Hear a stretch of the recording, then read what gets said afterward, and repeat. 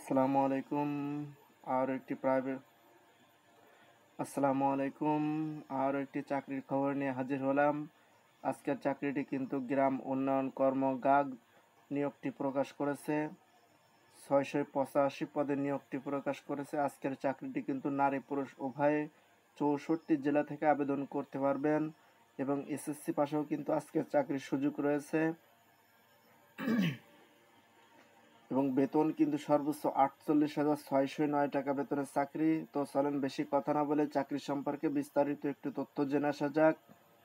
ভিডিওর শুরুতে একটাই রিকোয়েস্ট, আমাদের চ্যানেলটি এখনও যারা সাবস্ক্রাইব করেননি তারা সাবস্ক্রাইব করে পাশে থাকা বেল বাটনটি অন করে দিন, যাতে পরবর্তী ভিডিও সবার আগে আপনার কাছে পৌঁছায়। গ্রাম উন্নয়ন কর্মগাগ জাতীয় পর্যায়ে একটি বেসরকারি উন্নয়ন সংস্থা। সংস্থাটি সুদীর্ঘ 30 বছর যাবৎ সমগ্র দেশে প্রায় 10 লক্ষ পরিবারের মাঝে ফাইন্যান্সিয়াল কার্যক্রম, শিক্ষা, স্বাস্থ্য ও বিভিন্ন উন্নয়নমূলক কর্মসূচি বাস্তবায়ন করেছে। সংস্থার চলমান মাইক্রো ফাইন্যান্স কর্মসূচিতে নিম্নবর্ণিত পদে জনবল নিয়োগের জন্য আগ্রহী প্রার্থীদের নিকট থেকে দরখাস্ত আহ্বান করা যাচ্ছে। পদ সম্পর্কে যদি বলি, সিনিয়র শাখা ব্যবস্থাপক পদ সংখ্যা কিন্তু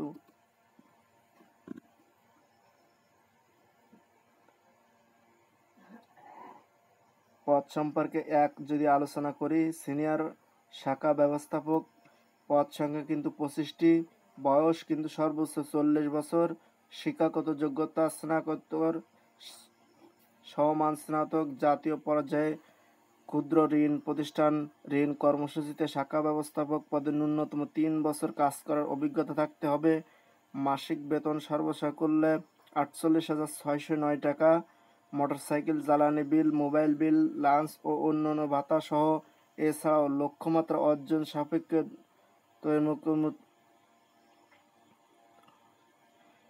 মাসিক ভিত্তিতে 24,000 টাকা হতে 33,000 টাকা পর্যন্ত ইনসেনটিভ পাওয়ার সুযোগ রয়েছে এবং ফ্রি একক অবসর সুবিধা রয়েছে।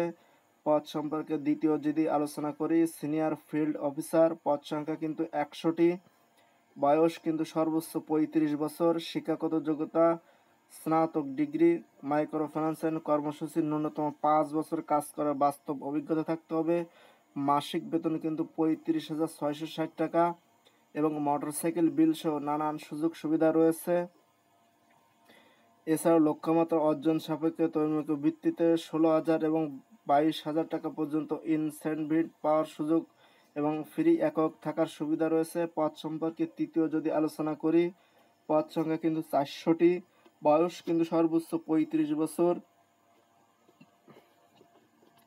শিক্ষাগত যোগ্যতা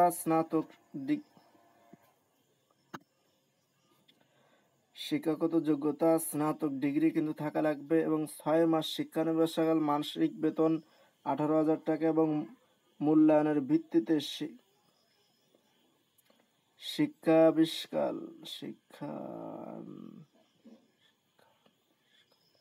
শিক্ষানিবাসকাল সন্তোষজনক বিবেচিত হয়ে চাকরির নিয়মিতকরণের পর মাসিক বেতন সর্বসাকুল্যে 30,022 টাকা কিন্তু থাকবে এবং মোটরসাইকেল বিল সহ অন্যান্য সুযোগ সুবিধা কিন্তু রয়েছে এবং 1 বছর কাজ করার অভিজ্ঞতা কিন্তু থাকতে হবে, তাহলে কিন্তু চাকরিটি আপনি পাবেন।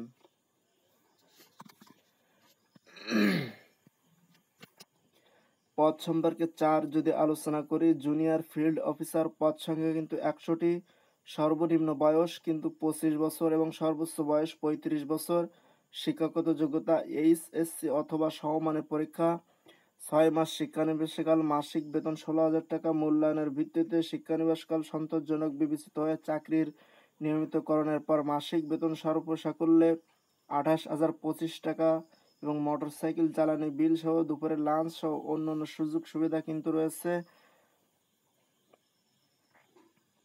যে কোনো প্রার্থীর মাইক্রো ফাইন্যান্স কর্মসূচিতে ন্যূনতম 2 বছরের কাজ করার বাস্তব অভিজ্ঞতা কিন্তু থাকা লাগবে, তাহলে কিন্তু চাকরিটি আপনি পাবেন। পদ সম্পর্কে 5 যদি বলি, মনিটরিং অফিসার পদ সংখ্যা কিন্তু 10 জন, সর্বনিম্ন বয়স 25 বছর এবং সর্বোচ্চ 35 বছর, শিক্ষাগত যোগ্যতা যে কোনো বিষয়ে স্নাতক ডিগ্রি পাশ হতে হবে। বাণিজ্যিক স্নাতক ডিগ্রিধারী অধিকার পাবেন। ঋণ কার্যক্রম পরিচালনাকারী প্রতিষ্ঠানে মাইক্রো ক্রেডিট কর্মসূচিতে মনিটরিং আউট কমপ্লায়েন্স অফিসার হিসাবে ন্যূনতম 3 বছর কাজ করার বাস্তব অভিজ্ঞতা থাকতে হবে। মাসিক বেতন ছাড়াও অভিজ্ঞতার ভিত্তিতে সর্বসাকুল্যে বেতন কিন্তু সর্বোচ্চ 30,000 টাকা এবং মোবাইল বিল সহ মাসে 15 থেকে 18 দিন শাখা পর্যায়ে ব্যবস্থা করার ফিল্ডে কার্যক্রম মনিটরিং করতে হবে। পদ সম্পর্কে 6 যদি বলি, অ্যাসিস্ট্যান্ট অ্যাকাউন্ট অফিসার পদ সংখ্যা কিন্তু 50টি। বয়স কিন্তু সর্বোচ্চ 35 বছর। শিক্ষাগত যোগ্যতা ন্যূনতম বিকম বিবিএস শাখায় অবস্থান করে সফটওয়্যারের মাধ্যমে দৈনিক আর্থিক লেনদেনের সংক্রমণ জাতীয় হিসাব পরিচালনা ও সংরক্ষণ করতে হবে। 6 মাস শিক্ষানবিশকাল। মাসিক বেতন 18,000 টাকা। চাকরি নিয়মিত কারণের পর মাসিক বেতন সর্বসাকুল্যে 25,522 টাকা। মোবাইল বিল, লাঞ্চ ভাতা, হার্ডশিপ ভাতা ও অন্যান্য ভাতা সহ এছাড়া লক্ষ্যমাত্রা অর্জন সাপেক্ষে তৈরিমাত্রা মাসিক ভিত্তিতে 16,000 এবং 16,000 থেকে 22,000 টাকা পর্যন্ত ইনসেনটিভ পাওয়ার সুযোগ রয়েছে। ফ্রি একক সুবিধা থাকার সুবিধা রয়েছে। যে সকল প্রার্থীর মাইক্রোফিন্যান্স কর্মসূচি সংশ্লিষ্ট পদে ন্যূনতম 1 বছর কাজ করার বাস্তব অভিজ্ঞতা থাকতে হবে এবং যোগদানের পর হতে মাসিক পূর্ণ বেতন ভাতা পূর্ণ হতো। এছাড়া অ্যাসিস্ট্যান্ট অ্যাকাউন্ট অফিসার ন্যূনতম 50 সদস্যের মাইক্রোফিন্যান্স কার্যক্রম পরিচালনা করলে মাসিক 2 থেকে 5,000 টাকা পর্যন্ত দায়িত্ব ভাতা পূর্ণ দেওয়া হবে। প্রার্থীকে মোটরসাইকেল চালানোর এবং প্রয়োজনীয় জিনিস প্রার্থীকে মোটরসাইকেল চালানোর পারদর্শী হতে হবে এবং কম্পিউটার বেসিক ধারণা, ইন্টারনেট ব্যবহার জানা থাকতে হবে। উক্ত পদসমূহের ক্ষেত্রে মাসিক নির্ধারণ বেতন ছাড়া সংস্থার চাকরির বিধিমালা অনুযায়ী বছরে 3টি উৎসব ভাতা, সিপিএফ, গ্র্যাজুইটি যাদবতার ভাতা, দূরত্ব ভাতা, সিটি অল্টারনেট লিভ সুবিধা, দুর্ঘটনাজনিত বীমা সুবিধা পূর্ণ হতে আগ্রহী প্রার্থীদের আগামী 31 আগস্ট 2024 তারিখের মধ্যে 2 কপি পাসপোর্ট সাইজের রঙিন ছবি, পূর্ণাঙ্গ জীবন বৃত্তান্ত, মোবাইল নম্বর, শিক্ষাগত যোগ্যতা ও জাতীয় পরিচয়পত্রের সহজে ফটোকপি, অভিজ্ঞতা, উচ্চতা, ওজন উল্লেখযোগ্য 2 জন পরিচিত প্রার্থনাকারীর আত্মীয় নন এমন ব্যক্তি নন মোবাইল নাম্বার, আবেদনপত্রে খামের উপরে নাম, নিজ জেলা ও পরীক্ষার কেন্দ্রের নাম উল্লেখ সহ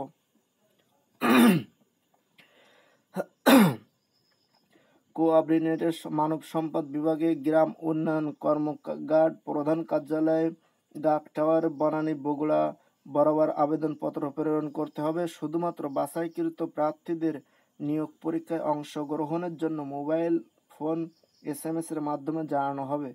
উক্ত পদের সময় নারী প্রার্থীকে আবেদনের জন্য উৎসাহিত করা যাচ্ছে।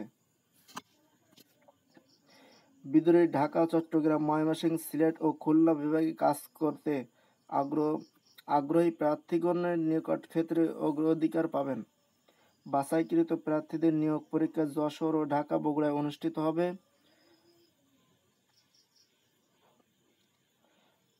এবং আজকের চাকরিটি কিন্তু ওয়েবসাইটে একেবারে নিচে আপনারা এখানে দেখতে পাচ্ছেন, ওয়েবসাইট কিন্তু এখানে দেওয়া আছে। আপনাদের সুবিধার্থে আমাদের এই ভিডিওর ডেসক্রিপশন বক্সে কিন্তু তাদের ওয়েবসাইটের লিঙ্ক দিয়ে দেবো, চাইলে তাদের সঙ্গে যোগাযোগ করতে পারেন। এবং আজকের চাকরিটি কিন্তু কোনোভাবে অনলাইনে আবেদন করা যাবে না।